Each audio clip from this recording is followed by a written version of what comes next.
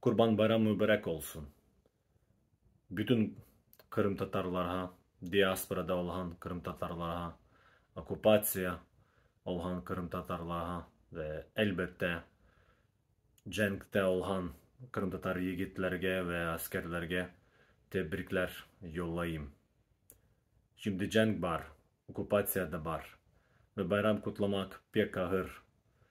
Çok Kırım Tatarlar yani Rusya'da yani hapishanede oturaylar.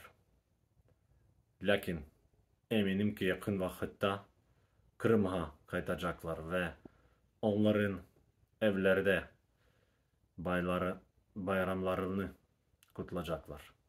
Ben Hristiyan olan fakat 2005'ten son benim Kırım Tatar arkadaşlarımla ve dostlarımla bu bayram yani Oraza bayram ve Kurban bayram kutladım. Arzu etem ki yakın vakitte biz Kırım'da bu bayramlar kutlayacağımız. Eminim ki bizim bayramlarımız yani Velикдень, Різдво, Kurban Bayram, Oraza Bayram bizim toprağımızda, bizim evlerimizde serbest topraklarımızda kutlayacağımız. Nasıl istemez kutlayacağımız. Allah adalettir ve adalet gelecek.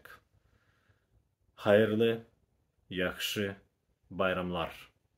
Tebrikler.